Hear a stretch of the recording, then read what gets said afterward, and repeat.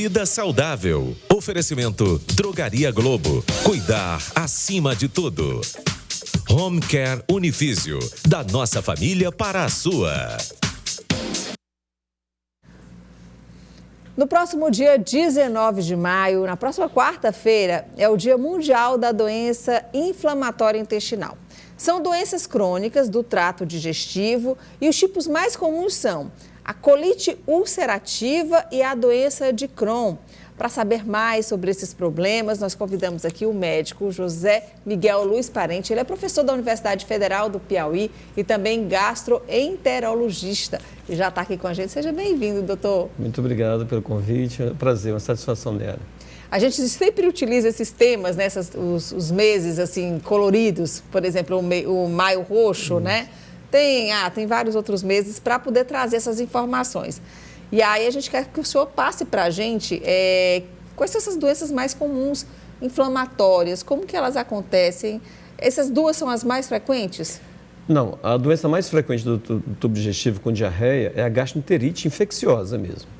Essa é a grande maioria, principalmente num país como o nosso, um país em desenvolvimento, mas que temos ainda condições sanitárias inadequadas na maior parte do país. Mas as doenças... a diarreia, que é aquela que você come algo que está estragado e tem dor de barriga e fica com diarreia. Diarreia aguda de 1 a 2 semanas, até 14 dias em geral. Mas as doenças inflamatórias intestinais, que são conhecidas como doença de Crohn e retocolite ulcerativa, são doenças crônicas. Elas têm mais de 2 meses de duração em geral, o início da doença. E elas se caracterizam por diarreia também, dor abdominal. Mas diferente da diarreia aguda, ela se prolonga um tempo maior. E aí o paciente começa a ter perda de peso, porque o tubo digestivo é a área de absorção do nutriente, do nosso alimento. Então começa a perder peso, importante, ter anemia, fraqueza, indisposição. Aqui no Piauí as pessoas dizem assim, doutor, é como se eu tivesse com uma preguiça enorme. Mas não é preguiça, isso é uma adinamia pela inflamação crônica do tubo digestivo. A adinamia é uma fraqueza. Fraqueza, uma grande fraqueza que a pessoa tem, que ela não tem vontade de fazer, disposição de fazer as coisas. Mas vamos lá, como que a pessoa adquire, por exemplo, vamos para a primeira que a gente vai falar, a doença de Crohn. Como que ela adquire essa inflamação no intestino, doença de Crohn? As duas doenças, a doença de Crohn e retocolite ulcerativa, elas não têm uma causa específica, assim, é como uma infecção, que é a causa da diarreia. Ela é uma doença que tem uma suscetibilidade genética. A pessoa já nasce com uma predisposição, mas não significa que vá desenvolver a doença. Ela precisa ter um tipo de resposta inflamatória mais das citocinas inflamatórias que predispõem à inflamação crônica do tubo digestivo.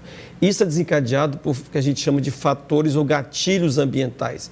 Quais são esses gatilhos? Vai ser prêmio Nobel um dia. Com certeza. Mas assim, o que a gente sabe é que a industrialização, o desenvolvimento humano, isso favoreceu o aparecimento das doenças inflamatórias intestinais.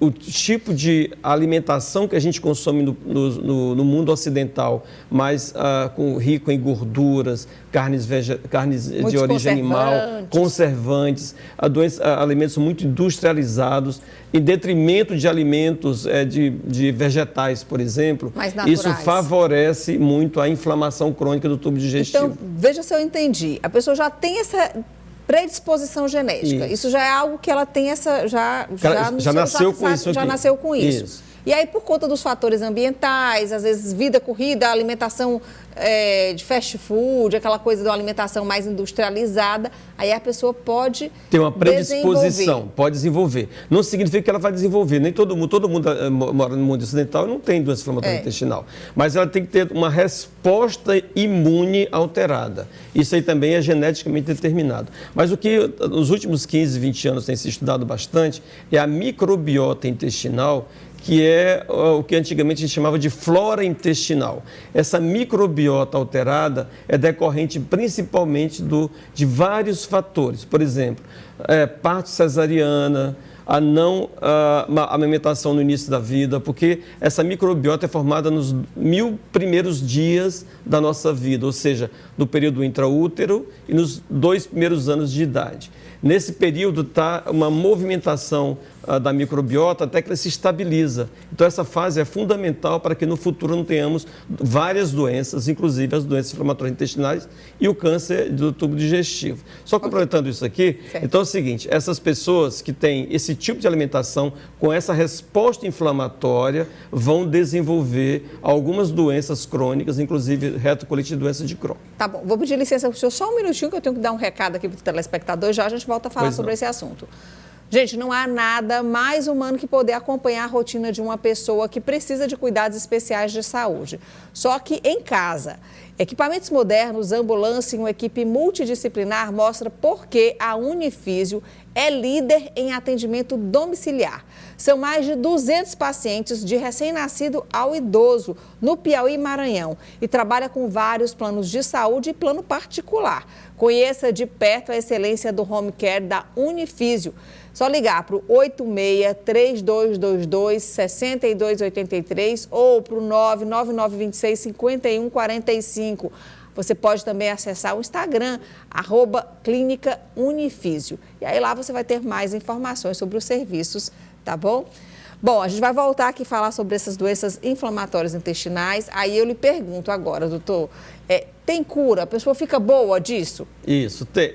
A gente não tem, é como diabetes, hipertensão arterial. Não tem uma cura para dizer assim, eu estou livre da doença inflamatória, mas tem tratamento específico para controle e até recuperação da inflamação. Mas a primeira pergunta que você me fez foi como desconfiar de doença inflamatória intestinal. Exatamente. Então, eu oriento as pessoas que têm sintomas há mais de 4 semanas, como diarreia, que não melhora, vai e volta, tem sangramento intestinal, pode ou não ter, começa a ter muita cólica intestinal, perda de peso, uma anemia inexplicada, deve procurar o médico para avaliar a possibilidade de várias doenças, inclusive as doenças inflamatórias intestinais. Mas uma vez que o médico faça a confirmação diagnóstica de doença de Crohn, retocolite, e qual é a diferença entre as duas? É isso mesmo, eu já A doença de Crohn é uma inflamação, ela acomete da boca ao ânus, qualquer segmento, mas ela é salteada, ela não é contínua. E aí, ela acomete o tubo digestivo. Ela tem áreas inflamadas e áreas normais. Áreas inflamadas no tubo digestivo. O local mais frequente é o intestino delgado e o intestino grosso, com essas áreas alternadas de inflamação Isso você vê no exame? Na endoscopia ou então exames especiais chamados ressonância magnética e tomografia, com protocolo de enterografia.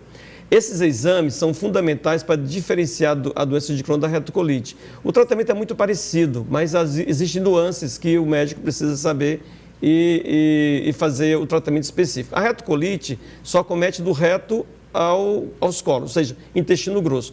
E ela é mais superficial, só mucosa e submucosa. Enquanto que a doença de Crohn ela é transmural, toda a parede do intestino é envolvida e, consequentemente, pode haver perfuração, abscesso. Então, a doença de Crohn é mais séria, ela precisa de um cuidado maior ainda. As duas têm potencial de leve a grave. E a gente tem como fazer isso também do ponto de vista clínico e laboratorial. Mas a retocolite pode ser tão grave que precisa fazer uma colectomia, retirada de todo o intestino. Um pedaço do intestino. Ou todo, às vezes, sabe? A gente agora, só esse ano no HU... A pessoa fica sem intestino? No hospital, o intestino grosso, sim. Faz uma bolsa de colostomia. Só esse ano no HU já tivemos 2 colectomias totais de pacientes que abriram o quadro de retocolite de forma que a gente chama de fulminante. Ou seja, é tão grave que não tem remédio que faça, que resolva. Agora, a maioria, felizmente, não é assim.